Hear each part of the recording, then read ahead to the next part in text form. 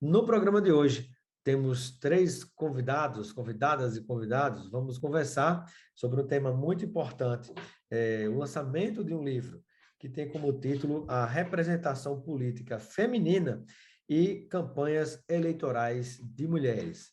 E para isso, nós convidamos, vamos apresentar cada um aqui que está conosco, convidamos a professora da Universidade Federal do Paraná, na área de Direito, professora Eneida Desirê Salgado. Seja bem-vinda, professora, ao nosso Espaço Cidadão. Muito obrigada, é um prazer estar aqui com vocês. Espero que a gente aproveite bastante essa conversa. Sem dúvida. Seja bem-vinda também, Sinara Silva, Sinara Matoso Silva, seja bem-vinda ao nosso programa. Você que é professora de Educação Física da Rede Municipal e também graduanda na FESP, no Paraná, na área de Direito também, e que conosco vai participar dessa entrevista. Bem-vinda, Sinara. Bom dia a todos e todas, obrigada pela oportunidade de estar participando. E lá da nossa cidade natal, Daniel Monteiro, professor, também na área de Direito, na Universidade Federal do Rio Grande do Norte. Seja bem-vindo, professor Daniel, ao nosso Espaço Cidadão. Eu que agradeço, Robson, uma alegria estar participando desse programa de tanto renome e com um tema tão importante para o Brasil. Obrigado. Obrigado. Eu gostaria de iniciar nessa nossa entrevista conversando um pouco com a professora Eneida sobre qual foi a principal motivação para que tantas pessoas se reunissem, são 12 pessoas que participaram da redação de vários capítulos desse livro, que é Representação Política Feminina e Campanhas Eleitorais de Mulheres. Então, eu gostaria de ouvi-la, olha aí que capa linda, Gostaria de ouvi-la inicialmente sobre a grande motivação da publicação dessa obra, professora. Bom, Robson, a gente tem estudado a questão de gênero, e principalmente por conta dos meus estudos em direito constitucional, em teoria política e em direito eleitoral, a questão de como a mulher está nos espaços de tomada de decisão, principalmente quando esses espaços são preenchidos por decisões eleitorais. Ou seja, nós estamos falando das mulheres na política, nos partidos políticos, nas campanhas eleitorais e por aí vai. Desde 2015, eu tenho um grupo que se dedica a isso, que é o Política Poder para Mulheres, em que a gente tem feito alguns cursos, alguns eventos, algumas publicações nesse sentido. O que eu comecei a sentir falta? A gente tem muitos dados concretos, empíricos, de retratos de outros lugares, de outros países, às vezes até de regiões completamente, mas a gente não tinha um olhar sobre as nossas campanhas eleitorais especificamente. Além disso, o professor Daniel Monteiro, que está comigo no programa de pós-graduação da Universidade Federal do Paraná, construindo sua tese, tem uma proposta para resolver esse problema. E aí o que eu pensei? Bora lá, Daniel, pensar em alguma coisa que pudesse trazer para a gente esses dados, para que a gente possa construir soluções, não apenas com base nas nossas intuições, mas com base em dados concretos. E aí fizemos uma coisa um pouco ousada, Daniel? Que foi abrir um observatório das campanhas eleitorais de mulheres em 2020, nas eleições passadas, em Curitiba e em Natal. Fizemos um edital aberto para o Brasil inteiro, tivemos pessoas de vários lugares, do Amapá até o Sul, que colaboraram na construção de uma baita planilha de dados. A gente tem um banco de dados hoje imenso, que vai trazer aí algumas informações, mais do que insights agora, o que a gente tem é a comprovação dos gargalos que impedem a eleição de mulheres. Então, é um problema que existe desde sempre. Se a gente for procurar, até no século XVIII, a gente vê mulheres escrevendo sobre isso, que a gente ainda está discutindo, e o que a gente veio trazer aqui para vocês é mais um tijolo nessa construção de soluções. A ideia é evidenciar cientificamente que algo de errado está acontecendo, apesar das políticas públicas. Sem dúvida. Você tem que cortar, viu, Robson? Porque a professora fala 1h40 sem parar, se deixar. É interessante porque existem vários, digamos assim, filtros invisíveis, várias peneiras que tanto impedem ou atrapalham ou dificultam. Primeiramente, o fato das mulheres conseguirem serem candidatas e depois a oportunidade de conseguirem ser eleitas e, num outro momento, o exercício do mandato das próprias mulheres, Mas eu gostaria de ouvir a Sinara também a respeito de como tem sido sua participação nesse estudo, nesse livro que vocês estão publicando, né? E qual é, digamos assim, qual é a principal mensagem que você imagina que vale a pena ser transmitida para quem nos acompanha nesse momento dentro desse tema? Bom dia.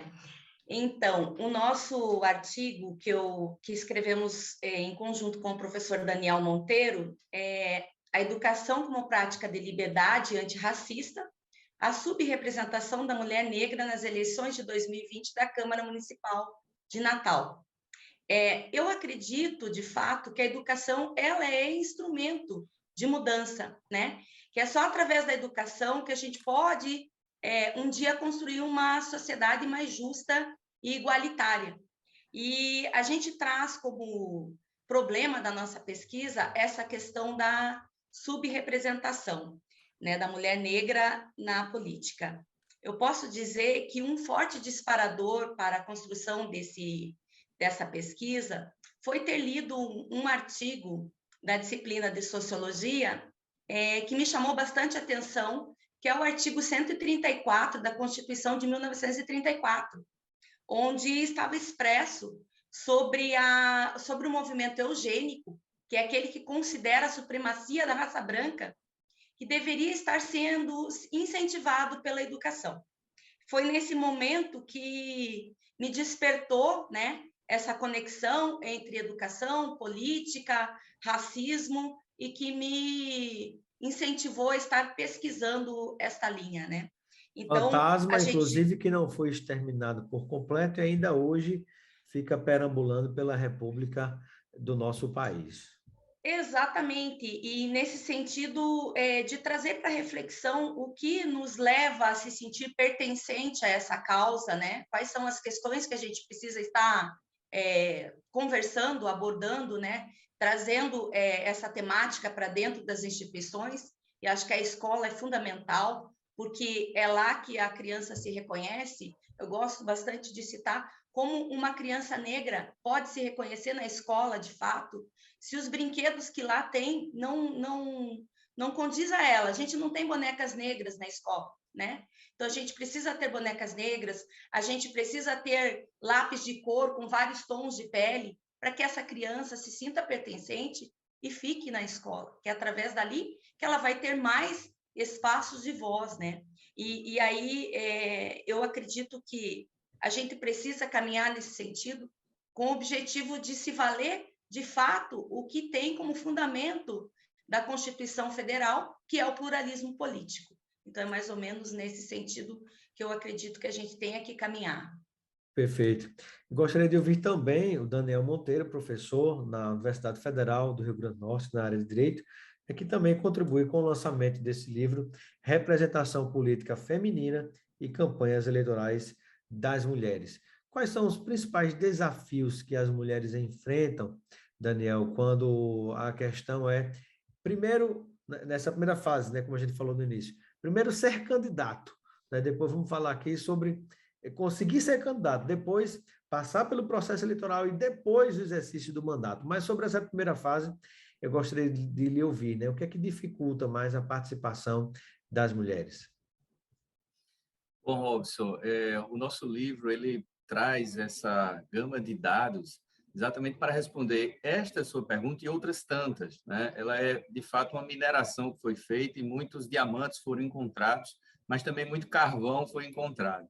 Nesse sentido, eu diria que pelos dados que nós podemos observar, que foram levantados na Câmara Municipal de Curitiba em 2020 e também na Câmara Municipal de Natal, sem dúvida nenhuma, é a falta de autonomia das mulheres e de um espaço autêntico, sustentável, vamos dizer assim, e não apenas realidades femininas construídas de oportunidade ou de momento para certas estratégias políticas que muitas vezes não são contempladas ali pela bandeira das mulheres na política. Então, concretamente, a gente tem nesses dados, inclusive prévios, muitas vezes as próprias ausências das pré-candidatas nas convenções partidárias, né? Isso aí nessa fase pré-campanha, muitas vezes é uma ausência ou mesmo uma presença ínfima, sem tanto destaque. Muitas vezes são mulheres que são ali manipuladas, né, por um grupo político masculino, ou são vinculadas a um grau de parentesco, né, masculino, onde apenas a lançam para viabilizar um nome com menos rejeição, por exemplo. Então, esses dados foram identificados também, porque a pesquisa, ela, de fato, ela passou a levantar esses dados na pré-campanha, na campanha e no pós-campanha. Então, a gente conseguiu ter um retrato, inclusive, mais adiante, já alguns indícios das chamadas candidaturas laranjas fictícias, né? Já durante a campanha já começavam a aparecer esses indícios, as nossas pesquisadoras já começavam a identificar isso, inclusive como uma sequência da pré-campanha, passando pela campanha e, posteriormente, observando algumas denúncias de candidaturas fictícias nesse sentido. Professora Neida Desirê Salgado, também professora da Universidade do Paraná, nessa área do direito, eu gostaria de saber quais são os outros desafios enfrentados pelas mulheres nessas outras fases também, né?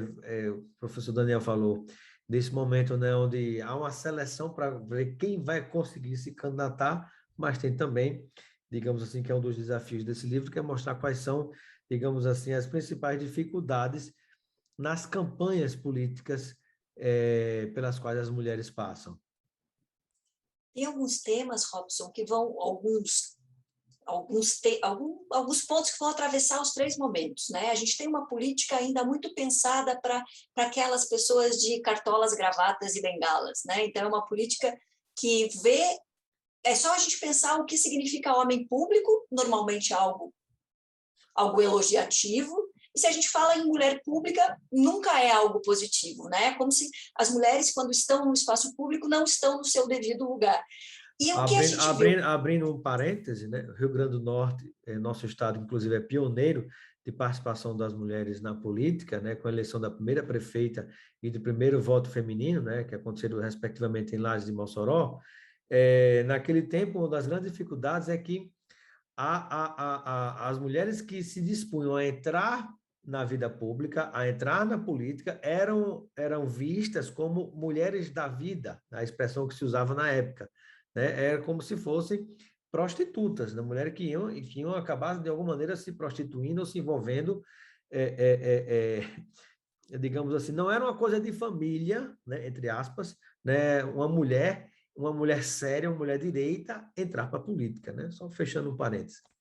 Perfeito, Robson. E pense que isso foi mais ou menos uns 90 anos, né? Faz que isso aconteceu aí em Mossoró, no Rio Grande do Norte, em Lages, enfim, em vários lugares aí, aliás, o único estado que tem uma governadora hoje em dia, né? Então, vocês estão muito de parabéns em relação a todas nós por conta disso. Mas veja que isso que era colocado lá, isso apareceu também na Constituinte de 1891, que, né, colocar as mulheres na política era piorar as mulheres e piorar a política. Tem gente que pensa isso até hoje. Essa mentalidade de que a mulher que vai à praça fazer campanha ou fazer política não é uma mulher que faz bem à família brasileira, ela está presente até hoje. Então, a gente tem episódios de violência política contra mulheres dentro dos partidos políticos, nas campanhas eleitorais e, pasmem, nos parlamentos também e quando elas estão no Poder Executivo. Aliás, ultimamente, a gente tem visto que muitas mulheres estão apontando isso, inclusive no Poder Judiciário, que as juízas, as desembargadoras, as ministras são mais interrompidas e por aí vai. Então, é uma mentalidade que ainda precisa ser, né? Assim como o racismo, a gente precisa falar sobre isso, evidenciar isso. Se os partidos políticos fazem essa barreira por conta de uma mentalidade, de uma cultura que ainda é bastante machista, temos o problema ainda da falta de democracia intrapartidária. Não sei se é um problema dos partidos políticos aí da região de vocês, mas eu diria que, pelo menos pelo estudo que eu fiz dos estatutos nacionais, só dos estatutos, não das práticas, os nossos partidos não são exatamente democráticos. Se eles não são democráticos, os grupos que são minorizados, às vezes não são minoria, eles vão ter menos espaço, menos garantias, menos lugar menos voz, menos voto, por aí vai. Quando a gente vai para a campanha, Robson, isso é mais evidente ainda. Um dos grandes achados que a gente teve nessa pesquisa, nesse levantamento de dados, é que a maioria das mulheres que disputou eleições em Natal e em Curitiba em 2020, elas receberam dinheiro, a grande parte do fundo que é reservado às mulheres, na quinta-feira anterior à eleição. Isso fez com que as mulheres não pudessem ter uma campanha competitiva. porque a nossa estrutura social faz com que as mulheres tenham um pouco domínio sobre recursos financeiros. Vamos imaginar também a pequena porcentagem de mulheres no Brasil que tem propriedade. Ainda essas mulheres que têm propriedade, que é uma minoria absoluta, elas às vezes não têm a disponibilidade da propriedade. Então, ela não tem recursos próprios para fazer campanha. Se o partido demora até a antevéspera da eleição para soltar o dinheiro, qualquer mulher responsável, que normalmente traz essa carga de cuidado da família, porque isso nos foi imposto, não gastou dinheiro na campanha. E aí vai receber, às vezes, 30 mil, a gente viu isso, né, Daniel? 30 mil reais na quinta-feira antes da eleição. Vai gastar esse dinheiro? Não tem como legalmente fazer isso, sem implicar aí numa rejeição de prestação de contas. Então, o que nos parece? É uma sugestão de leitura que eu coloco aqui para debate. Que talvez isso tenha sido feito exatamente para mostrar que não adianta dar dinheiro para as mulheres nas campanhas, porque elas não sabem gastar o dinheiro. Elas devolveram o dinheiro, não fizeram nada com aquele recurso. Acaba tentando justificar, né? Exatamente, sem demonstrar que ele vem ali naquele momento que não pode mais gastar. Então, o que me parece? A mesma falta de sinceridade na política pública de reserva de candidaturas, que aí aumentou o número de pessoas que podiam ser indicadas e que os partidos esvaziaram com candidaturas pouco competitivas, pode estar acontecendo agora em relação ao financiamento. Então, as mulheres não ficam visíveis na campanha. Esse é um grande óbice para a eleição de mulheres. A falta de visibilidade de mulheres porque não há campanhas competitivas.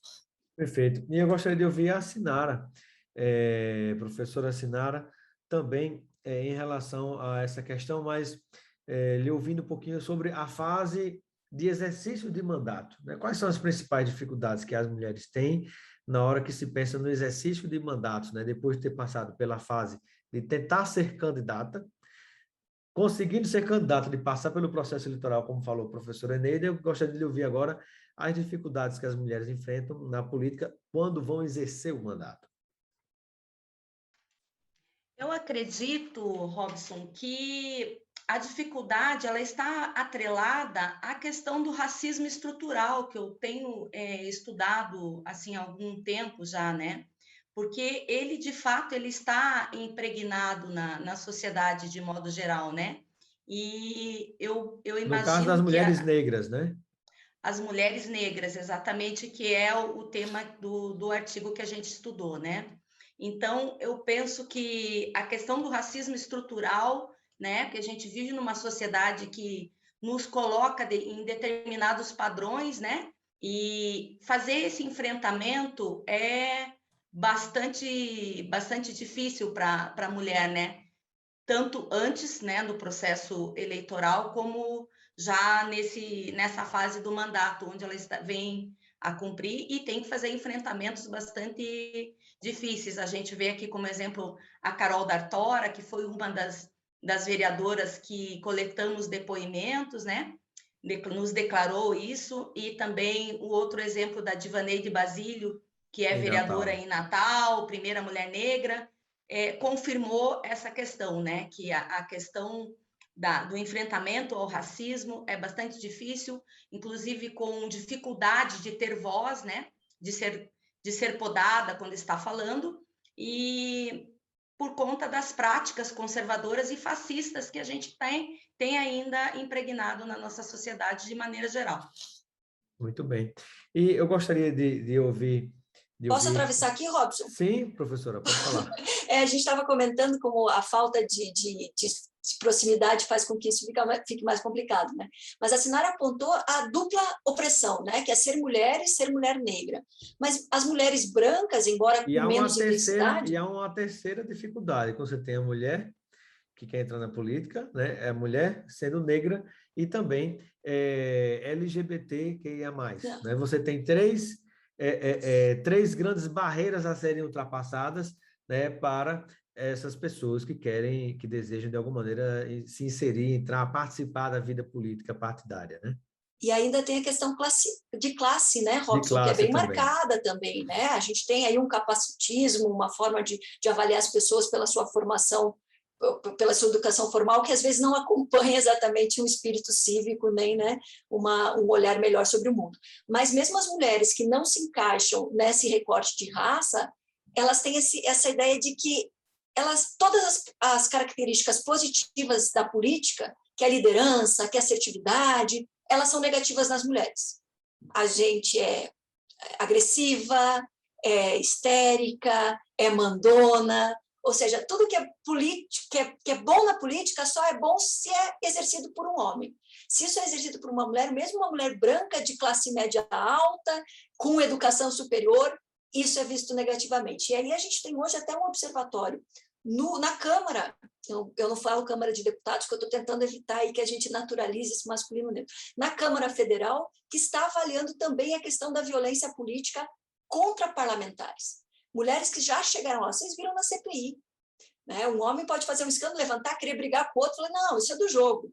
Uma mulher fala um pouco mais alto, calma, o que está acontecendo? Ou seja, há um problema também com as mulheres que não têm esse recorte das demais opressões, porque mesmo essas mulheres são vistas como estando fora do lugar e não sabendo atuar segundo a nossa liturgia política. Muito bem. Eu gostaria de ouvir cada um agora sobre um ponto, né, uma questão a mais que está presente nesse livro que a gente já vai compartilhar com quem nos acompanha nesse momento, né, sobre como adquirir esse livro, que é Representação Política Feminina e Campanhas Eleitorais de Mulheres, né? Como vocês falaram, há várias outras questões que também estão colocadas nesse livro. E eu gostaria de ouvir cada um sobre uma dessas questões, começando pelo professor Daniel Monteiro, da Universidade Federal do Rio Grande do Norte.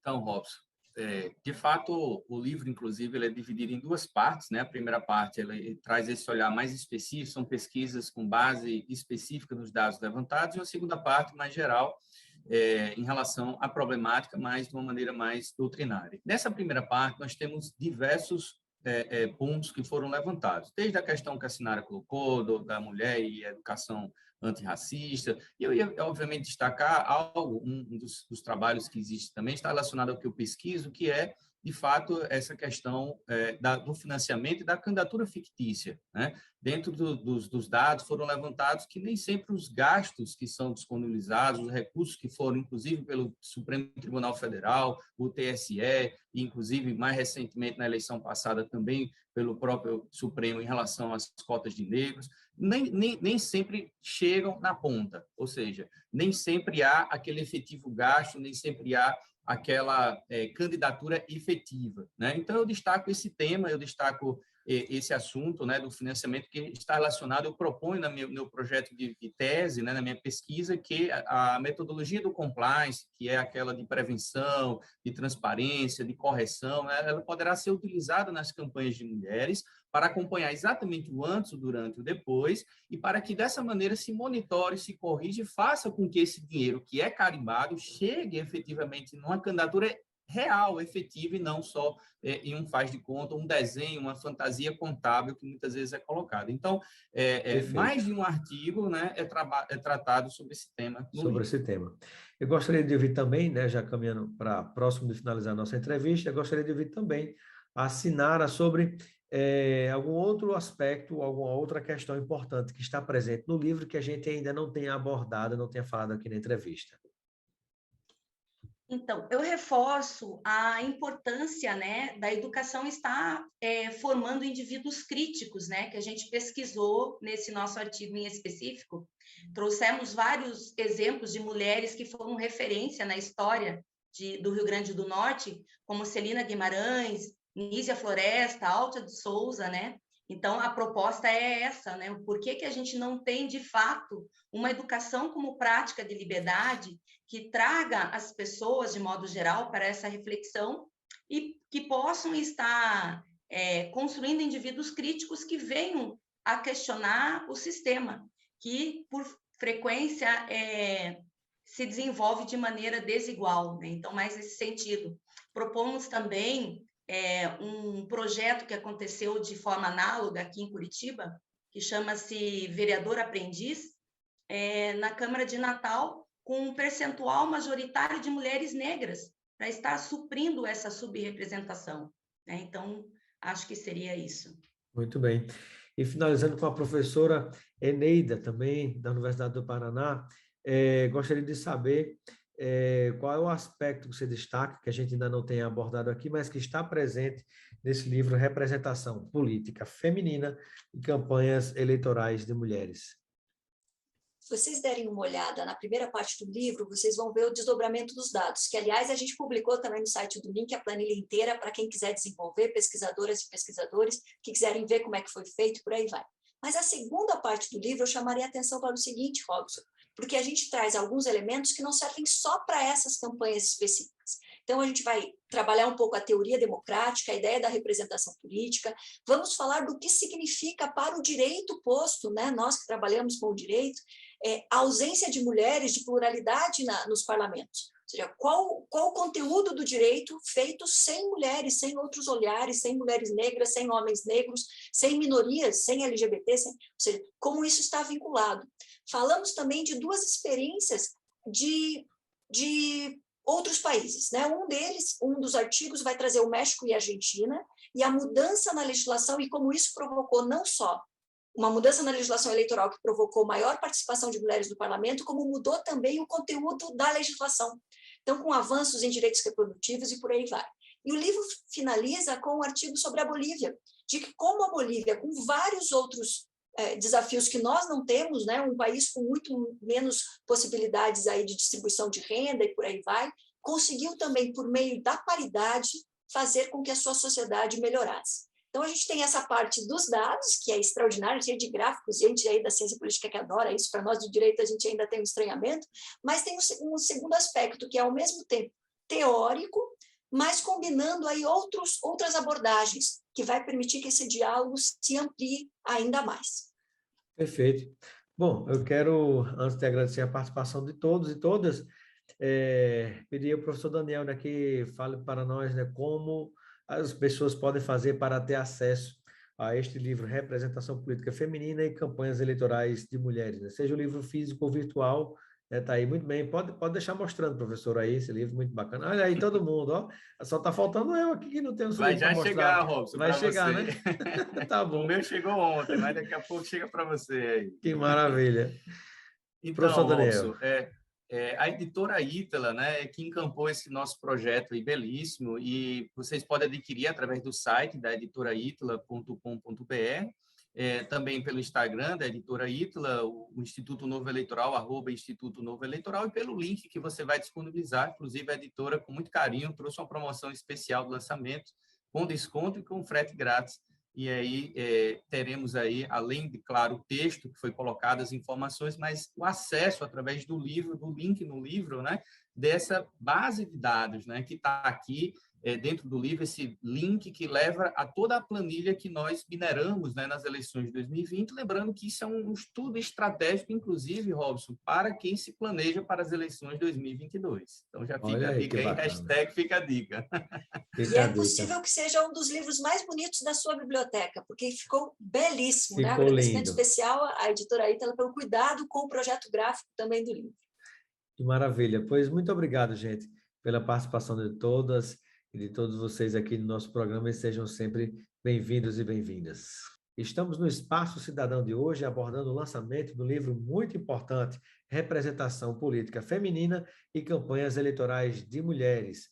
Para você que está nos acompanhando pela TVT, a entrevista fica por aqui, mas ela continua no nosso canal no YouTube, Robson Carvalho. Pode localizar também pelo Robson Cidadão, e a gente espera você lá para assistir a entrevista completa.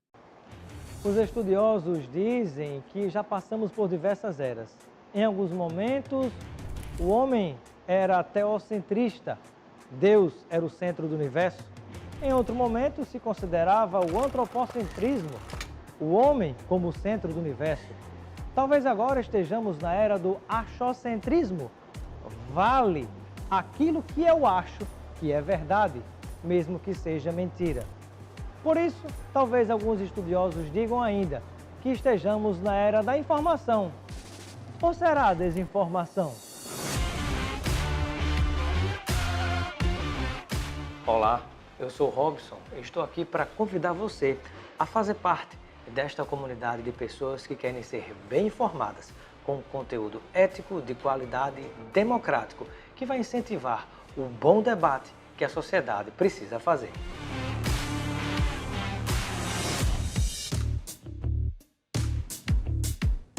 E se você quer conteúdo de qualidade, lembre-se de inscrever-se no nosso canal para ficar bem informado. Todo dia com notícia, comentário e opinião para que você esteja melhor instruído a discutir os temas que estão presentes no dia a dia da sociedade.